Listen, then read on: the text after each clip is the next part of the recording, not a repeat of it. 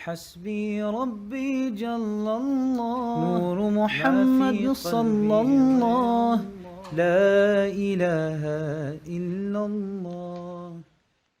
بسم اللہ الرحمن الرحیم. السلام علیکم ورحمۃ اللہ تعالی وبرکاتہ. قافلہ نور کے ساتھیوں، گزشتہ سبق میں ہم نے صحابی کی تعریف سیکھی تھی. تعریف کا معنی صحابی کسے کہتے ہیں، اور میں نے آپ سے عرض کیا تھا کہ آپ نے ان کلمات کو زبانی یاد کرنا ہے، اور وہ کلمات تھے: الصحابی ہوا من لقی النبی صلی اللہ علیہ وسلم مؤمنا بہ ومات علی الاسلام.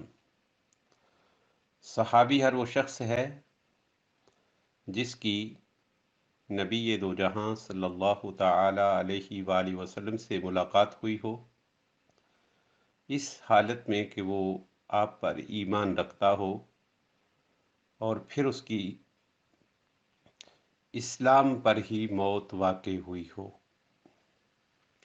ہم نے ہوا من لقی النبی صلی اللہ علیہ وسلم یہاں تک کلام کیا تھا.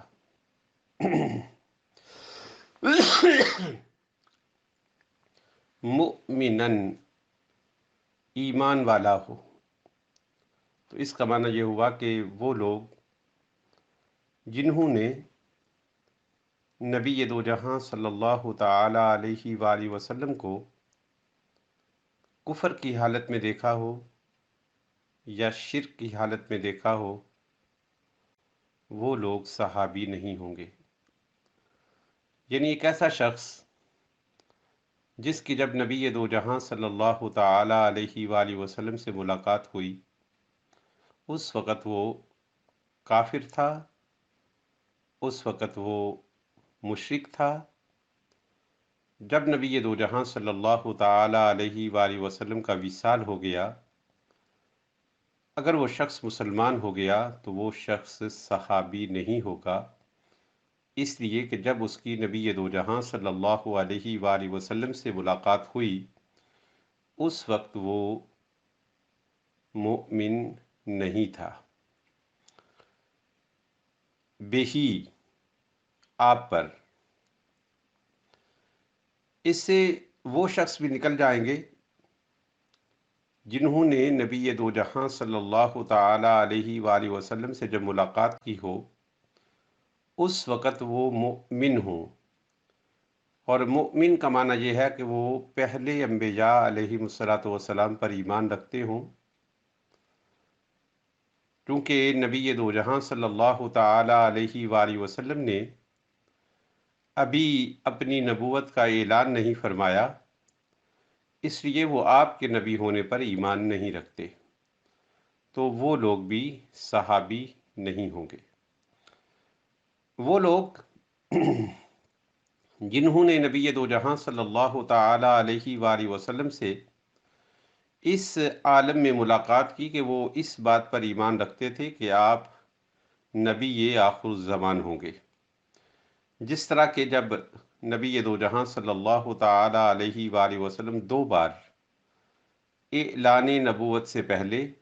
شام تشریف لے گئے، تو پہلی بار ایک راہب نے جس کا نام نستورہ تھا، اور دوسری بار ایک راہب نے جس کا نام بحیرہ تھا، انہوں نے نبی دو جہاں صلی اللہ تعالی علیہ وآلہ وسلم کے پیکر نور کو دیکھ کر یہ اعلان کیا کہ یہ اس امت کے اور انسانیت کے آخری نبی ہوں گے. مگر چونکہ ابھی نبی دو جہاں صلی اللہ علیہ وآلہ وسلم نے خود اپنی نبوت کا اعلان نہیں کیا تھا، لہٰذا یہ لوگ بھی صحابی نہیں ہوں گے. ومات علی الاسلام، اور آخری بات یہ ہے کہ وہ اسلام پر ہی ان کی موت واقع ہوئی ہو. یہ کہنا اس لیے ضروری ہے کہ کچھ بد نصیب لوگ ایسے تھے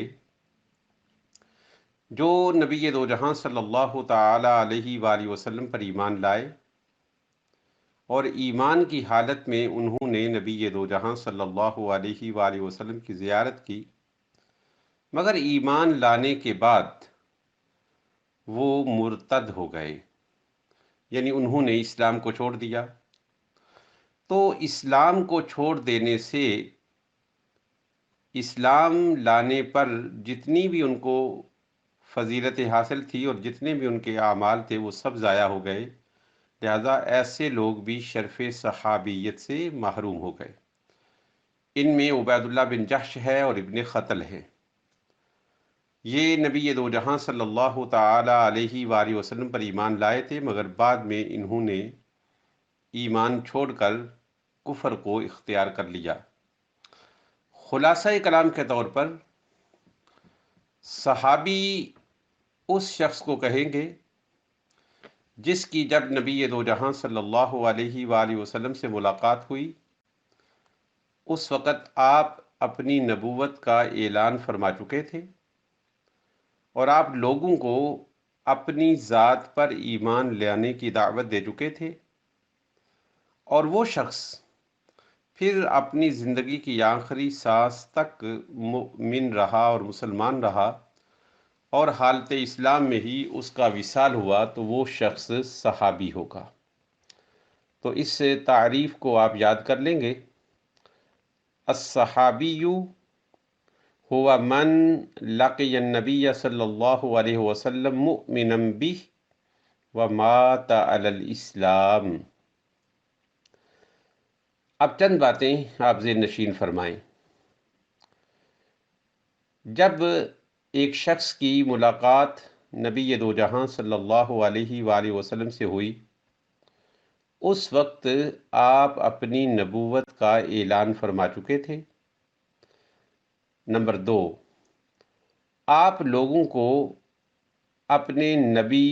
ماننے کی دعوت دے چکے تھے، اور وہ شخص آپ پر ایمان لایا اور پھر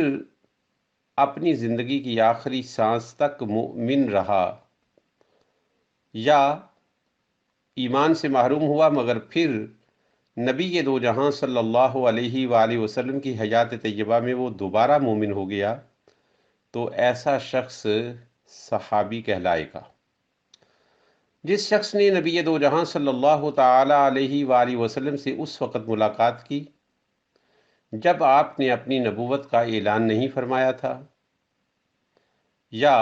اس نے اس وقت ملاقات کی جب آپ نے اعلان تو فرما دیا تھا مگر اپنی نبوت پر ایمان لانے کی دعوت نہیں دی تھی، اور اس شخص نے نبی دو جہاں صلی اللہ علیہ وآلہ وسلم کو آپ کی حیات ظاہری میں دیکھا اور وہ خود بھی اپنی حیات ظاہری میں موجود تھا، تو ایسا شخص جو ہے وہ صحابی کہلائے گا۔ یہ ساری باتیں جو میں عرض کر رہا ہوں، یہ اس لیے عرض کر رہا ہوں کہ وہ انبیاء کرام علیہم الصلاۃ والسلام جنہوں نے معراج کی رات نبی دو جہاں صلی اللہ علیہ وآلہ وسلم کی زیارت کی،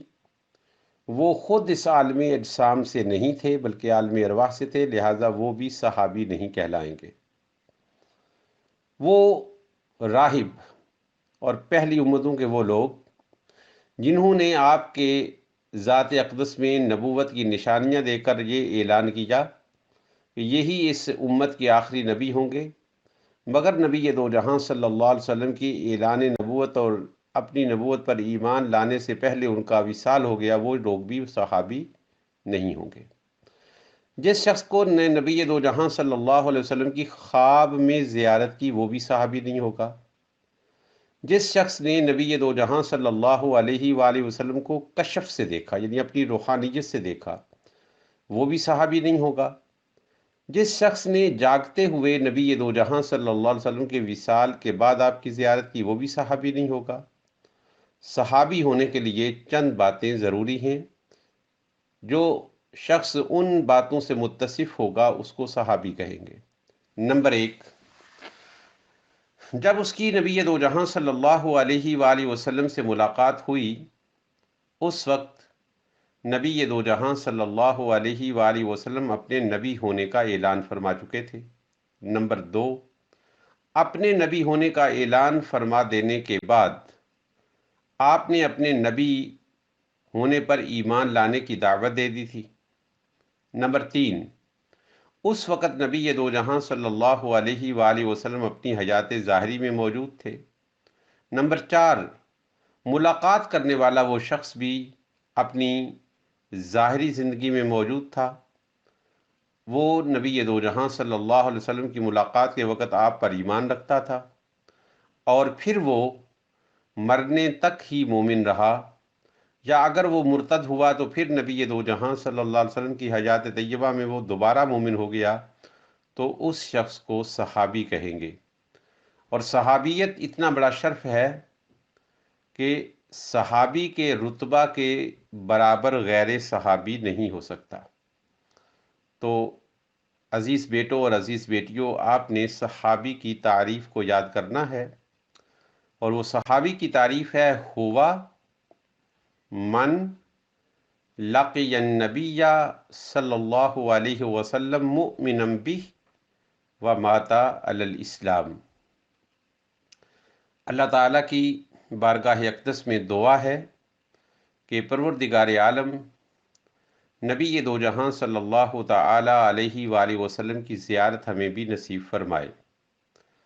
آپ کی زیارت بہت بڑا شرف ہے، اگرچہ اب زیارت کرنے والا چاہے وہ خواب میں زیارت کرے یا جاگتے ہوئے زیارت کرے، اب وہ شخص صحابی تو نہیں ہو سکتا، مگر یہ اس کے لیے عظمت ہے جو اللہ رب العزت اسے عطا فرمائے گا۔ ہر صاحب ایمان کی یہ تمنا ہونی چاہیے اور یہ آرزو ہونی چاہیے کہ اسے نبی دو جہاں صلی اللہ تعالی علیہ وآلہ وسلم کی زیارت اور دیدار نصیب ہو۔ اور یہ تمنا صرف زبان کی حد تک نہیں ہونی چاہیے بلکہ عمل میں آنی چاہیے، یعنی عملی طور پر اپنے آپ کو نبی دو جہاں صلی اللہ علیہ وسلم کی زیارت کی طلب میں مبتلا رکھا جائے۔ وہ شخص جو زیارت کی تمنا تو کرتا ہے، دیدار کی آرزو تو کرتا ہے، مگر دیدار اور زیارت حاصل کرنے کے طریقے اپناتا نہیں ہے، وہ شخص اپنی تمنا اور آرزو میں سچا نہیں ہے۔ نبی دو جہاں صلی اللہ تعالی علیہ وآلہ وسلم کی زیارت کی آرزو رکھنے والا صرف وہ شخص سچا ہے جو حتی الامکان یہ کوشش کرتا ہے کہ اپنی زندگی اس نظام کے مطابق گزارے جو نظام نبی دو جہاں صلی اللہ تعالی علیہ وآلہ وسلم نے اپنی امت کو اور ساری انسانیت کو عطا فرمایا ہے۔ بزرگان دین کے معمولات سے اور ان کے تجربات سے یہ ہے کہ جو شخص کثرت سے نبی دو جہاں صلی اللہ تعالی علیہ وآلہ وسلم پر درود و سلام کا نذرانہ بھیجتا ہے، اللہ تعالیٰ اسے اپنے محبوب کریم علیہ الصلوۃ والسلام کی زیارت نصیب فرما دیتا ہے۔ بہت سارے اولیاء کرام کو تاجدار دو جہاں صلی اللہ علیہ وآلہ وسلم کی ولادت سے پہلے بھی اور آپ کی وصال کے بعد بھی زیارت نصیب ہوئی ہے۔ یہ زیارت خواب میں بھی ہوئی، یہ زیارت عالم روحانیت میں بھی ہوئی، اور ایسے بھی لوگ ہوئے ہیں جنہوں نے جاگتے ہوئے بیداری میں نبی دو جہاں صلی اللہ علیہ وآلہ وسلم کی زیارت کی ہے۔ ان میں ایک بزرگ ہے جن کا نام امام جلال الدین سیوطی علیہ الرحمہ ہے۔ انہوں نے غالباً 72 مرتبہ جاگتے ہوئے نبی دو جہاں صلی اللہ علیہ وآلہ وسلم کی زیارت کی ہے۔ اللہ تعالیٰ کی بارگاہ اقدس میں دعا ہے کہ پروردگار عالم ہمیں اپنے محبوب کریم علیہ الصلوۃ والسلام کی زیارت کی تمنا اور آرزو سچی کرنے والے بنائے، اور آپ کی زیارت اور آپ کی دیدار کے حصول کے لیے ہمیں ہر وقت کوشاں رہنے کی توفیق عطا فرمائے۔ نبی دو جہاں صلی اللہ علیہ وآلہ وسلم کا ایک ارشاد گرامی ہے جو قاضی ایاز علیہ الرحمہ نے اپنی مشہور زمانہ کتاب الشفا کے اندر ذکر فرمایا ہے۔ آپ فرماتے ہیں کہ نبی دو جہاں صلی اللہ علیہ وسلم نے ارشاد فرمایا کہ میرے وصال کر جانے کے بعد کچھ صاحبان ایمان ایسے ہوں گے کہ ان کی یہ خواہش ہوگی کہ اگر جو کچھ بھی ان کے پاس ہے وہ لٹ جائے، بلکہ ان کی اولاد، ان کا مال اور ان کی جان بھی لٹ جائے، اور اس تمام کے لٹنے پر انہیں نبی دو جہاں صلی اللہ علیہ وسلم کی ایک جھلک اور آپ کے دیدار کی ایک جھلک نصیب ہو جائے۔ ایسے لوگوں کو نبی دو جہاں صلی اللہ علیہ وسلم نے فرمایا کہ وہ مجھ سے سب سے زیادہ محبت اور سب سے زیادہ پیار کرنے والے ہیں۔ محبت کا یہ بنیادی تقاضا ہے کہ آدمی جس سے محبت کرنا چاہتا ہے اس کو دیکھنا چاہتا ہے، اور اس کے دیکھنے کے لیے وہ تگ و دو کرتا ہے اور کوشش کرتا ہے۔ سب سے پہلے آئیے نبی دو جہاں صلی اللہ علیہ وسلم کی زیارت کی تمنا اپنے دل کے اندر پیدا کرے، اور اس زیارت کے حصول کے لیے کوشاں رہے۔ اور میں نے عرض کیا ہے کہ اس زیارت کے حصول کا طریقہ یہ ہے کہ انسان اپنی زندگی آپ کی تعلیمات کے مطابق گزارے، آپ کی تعریفات و توصیفات کا مطالعہ کرے، اور کثرت سے اپنے محبوب کریم علیہ الصلاۃ والسلام پر درود پاک پڑھے۔ کچھ بعید نہیں کہ اللہ رب العزت کرم فرما دے اور اس شخص کو اپنے محبوب اکرم صلی اللہ علیہ وسلم کی زیارت نصیب فرما دے۔ باری تعالیٰ، ہمارے دل بہت کالے اور بہت میلے ہیں، ہماری تمنائیں اور ہماری آرزویں جھوٹی ہیں۔ تو ہمیں سچی تمنائیں بھی عطا فرما، ان تمناؤں کو بر لانے کی توفیق بھی عطا فرما، اور اپنے محبوب کریم علیہ الصلاۃ والسلام کے روح طابہ کی ایک جھلک نصیب فرما۔ انشاءاللہ العزیز اگلے ہفتہ میں الاربعین کی پہلی حدیث پاک پر درس ہوگا۔ یہ 5 دروس جو تھے یہ تمہیدی دروس تھے، جن میں احادیث کے تعلقات سے ضروری باتیں آپ کی خدمت اقدس میں عرض کی۔ اللہ تعالی آپ سب کو شاد و آباد رکھے، اور اس فقیر کو بھی اللہ رب العزت صحت یابی عطا فرمائے، تاکہ اس کے دین کی خدمت بجا لانے میں یہ فقیر پہلے سے زیادہ مستعد اور تیار ہو جائے۔